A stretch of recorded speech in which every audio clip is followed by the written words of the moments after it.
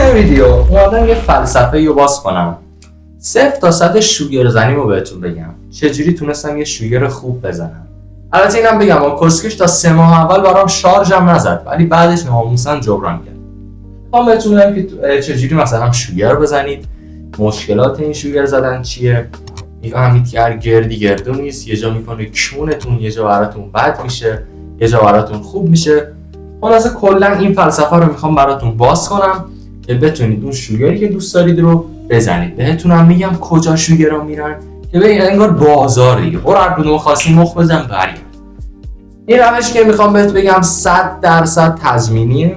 خودم امتحان کردم، الان خاطرش رو میخوام براتون بگم. خیلی خنده داره، تا آخر ویدیو با من همراه باشید.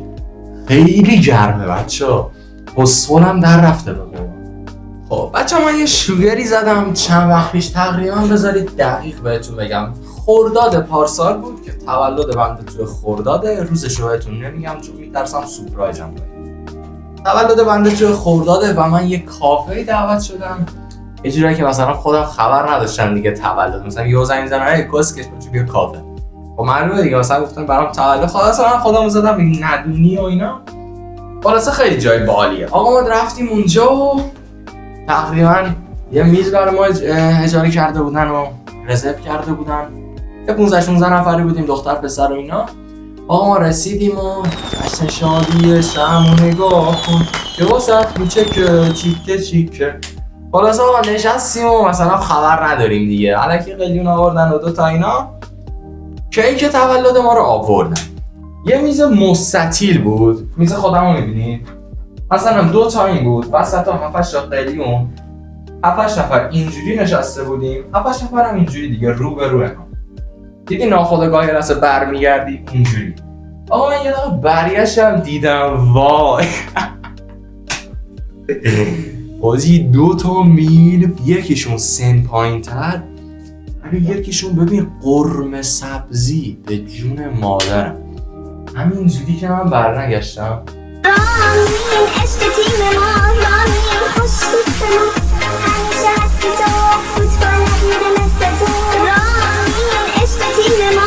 اما من برگشتم به چند تا رفیقام گفتم که این خیلی کسه حاجی، هم آمار میده هم مثلا میتونم مخش رو بزنم. چون نگاه کن همه ما پسرا میدونیم که میتونیم مخ کیو بزنیم. اگه ناموسن اینجوری نیست برگرد هر چی میخوای بگو. تو هیچ وقت نمیری سمت یه دختری که خودت فکر کنی نمیتونی مخ اونو بزنی، ولی دختری که بگی من مخ اینو میزنم و میتونی بزنی. حالا شاید مثلا یه سری جای گاف بدی نتونی، ولی در کل میتونی، اونی که خودت بخوای و میتونی. منم برگشتم یه رفیق دارم اسمش آرمین، خیلی بچه بالیه. برگشتم من گفتم که آرمین این خیلی داره منو نگاه میکنه حاجی، این فروز تولد رو بذارم بحث باز کنم و اینا. هم اوکی داد و اینا. برگشتیم کیکو نوبت حالا مثلا یه مقدار گذشت رو ما دادیم کشیدیم ما بعد اونا تازه سفارشون رسیده بود. یه رو 20 دقیقه گذشت، کیک ما خیلی اضافه موند. خیلی مثلا کیکو نمیشه خورد دیگه، اضافه شون مثلا 7-8 نفری خورده بودیم بازم اضافه موند. آقا من گفتم اینجا موقعیته من یه قارچ کیک بردارم ببرم بدم به اون کسیش مخونو بزنم. یه قارچ کیک رفیق من برید قشنگ روش یه دونه توت فرنگی انداخت. من اینجوری رفتم سمت میزشون. بچا اونا هم جوری بودن که یکیشون پشت ما میشد، یعنی چون ما مثلا میزمون اونجوری بود 7-8 تا میز بود دیگه، چند تا میز برتر، یکیشون پشت ما بود، یکیشون مثلا اینجوری میکرد ما رو میدید. گرفتی؟ اونی که اینجوری میکرد اونی بود که نشسته بود تو دلم. آقا من کیکو بردم، اینا اصلا نمیدونم حواسشون نبود، اونا اونور مثلا سمت میز بار چی میگن بار و اینجور چیزا بود دیگه. اونا اونور داشتن نگاه میکردن، اصلا متوجه راه رفتن حضور من نشدن، متوجه چی میگه اصلا حواسشون نبود که من دارم میام. آقا من اینجوری یواش یواش رفتم اینجوری مادرم یهو دستم اینجوری کردم لا شد، 2 تا کیک دستم بود دیگه، اینجوری دستمو کردم لا شد. اینا وای حاجی اینا ترسیدن، من آبروم تو کافه رفتم. رفیقام هم 7-8 نفر دختر پسر زیدمید و اینا بودن، هی منو نگاه کردم. اون کسکشی که من الان تقریبا باش بودم الان باش کات کردم. حالا بهتون میگم چرا باش کات کردم، واسه همین میگم هر گردی گردو نیست کسکش، هر شوگری اونی نیست که تو رو بسازه کونت میذاره. این اونا بود که می‌خواست بذاره تو. حالا من باش کات کردم بهتون میگم فعلا مخزنی رو یاد بگیرید.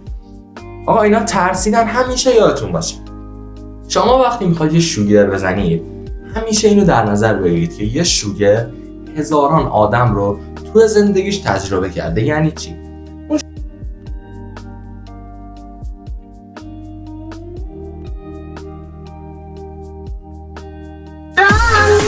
سر باشه، مثلا هم تیپت خوب باشه، هم چه میدونم موهات بلند باشه، خطه داشته باشه، جذاب باشه، شاید داشته باشه، خلاصه وضعت خوب باشه. من موتور دارم، من ماشین ندارم بچه.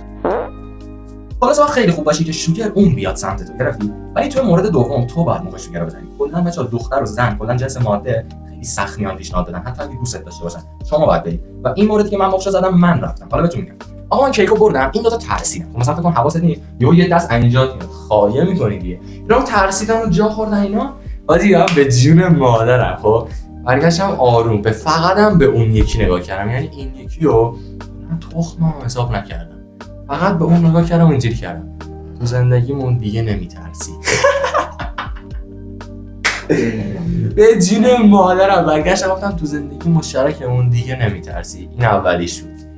آقا من اینو نگفتم، ببین پشمای خودم من قربه من موقعی که بزنم بچه توکون نرویم، به جون مادرم چنان مخشو میزنم، یعنی کسخلم چنان باش حرف میزنم خودش بطراش بریزم. مثلا یه جوری حرف میزنم انگار 30 ساله باهاشم، گرفتی؟ مثلا این 45 سالشه مرد حسابی تو زندگی مشترکه اون چیه؟ حالا سرش گفتم تو زندگی مشترک اون دیگه قرار نیست بترسی. این بغلیه حالت مثلا لبخند ملایم گرفتی؟ مثلا من اصلا اینجوری کنم با اونجوری منم خب 1.80 قدم داداش، سینه بازو و همه چی داریم دیگه، فقط این دار جذابیم و خودمون حالا دردسریم دیگه. آقا اینجوری یه خند من گرفتم که اینم ببین اونم هیچی نگفته، نه مثلا ممنونی انقدر گفت کرده بود. حالا اینجا اصلی ترین جایی که تا الان صبر کردی که دهنم قربون چشات که این جمله رو بشنوید. ببینید بچه‌ها شما وقتی میخواد برید مخ شوگر رو بزنید، دارم میگم شوگر، پس اون طرف سنش بالاه، مثلا 10 سال 15 سال با شما اختلاف سنی داره. این روش مخزنی که میگم باید حتما 2 نفره باشن، گرفتید؟ از شانس من اونا 2 نفره. ببین میری سمت طرف اون یکی، مثلا تو میخوای مخ اون رو بزنی، مثلا مخ اینو میخوای بزنی، یه نفر پیششه، میری به این میگی اصلا مهم نیست این 70 سالشه این 10 سالشه، خب برو به اون بگو خانم ببخشید امکانش هست چند دقیقه با دخترتون صحبت کنم؟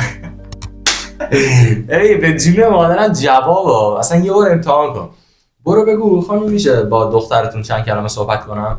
طرف مثلا میخنده میگه اون میخنده میگه دخترم من مثلا 45 سالمه، بعد نگاش میکنی میگی تبارکالله اصلا بهتون نمیخوره آج خانومو نگید کیریم که، ولی بگید اصلا بهتون نمیخوره، من ببخشید یه لحظه جا خوردم فکر کردم دخترتونه. این شوگری که من زدم تا 3 ماه اول برای من شارژ نمیزد، به جون خواهرم میگم شارژ برام نمیزد، ولی خب منم حرومزاده‌ام دیگه، منم میدونم چیکار کنم. مثلا میومد پیشم بچه بازی و مثلا تابستون میرفتیم باغ، ببین باغ داشت به جون مادرم آخر هفته میلفا رو میآورد، یه میلف دندون پزشک، یه میلف چه میدونم مهندس، یه میلف نمیدونم ناخن‌کار، همه پولدار، همه بچه‌های ناف تهران. منم مثلا دارم با موتور کرجی ولی با موتورم افتادم ماشین دارم ولی بر بابام بود با ماشین نمیرفتم، همشون میومد دنبالم. خوبیاش مثلا میرفتیم باغش و ببین هزاران و عرقا اینجوری این بر میز مزه چه میدونم مثلا عجیب غریب، خب همه چی بود. مثلا آخر هفته ما مثلا نمیشد یک هفته یعنی یک هفته نمیشد ما پنجشنبه‌اشو نریم شمال، یعنی صبح مثلا جمعه 4:30 صبح ماشین میومد دنبالم، تیگو 5 داشت، آره تیگو 5 داشت فروختش، لاماری خرید، الان دیگه نمیدونم چی داره. با تیگو 5 میومد دنبالم، منم قلیون عربی دارم و اینا، حالا یه روز لایو ویزارم میکشیم بچه. میومد دنبالم 4:30 صبح میرفتیم شمال، چالوس چه میدونم میرفتیم سپهسالار، اصلا رودخونه همه کار میکردیم، خیلی حال میداد. ولی ببین شوگر زدن خیلی خطرناکه، شوگر زدن گذشته داره. خب من گذشته اینو کیرم هم نبود، حالا اونم یادتون باشه بهتون میگم. کادویی که برام خرید ایپاد پرو بود، فکر کنم 4500. میکروفون برام خرید، یه دونه خب الان نمیتونم بهتون نشون بدم، یه دونه کیس برام خرید، دوربین برام خرید. بهش گفته بودم که من تولید محتواگرم، برام دوربین خریده، نمیدونم مدلش چیه بچه، انقدر بازش نکردم نگاه کن روش خاکه به خدا. یه دوربین خریده بود با همه چی، بعد کادو زیاد برام خرید، مثلا اونجوری هم نبود برام آیفون بخره، نه ولی خب بدم نبود، بهم اعتماد کرد خیلی چیزا خرید، فقط این 30 خورده تومن این پولش.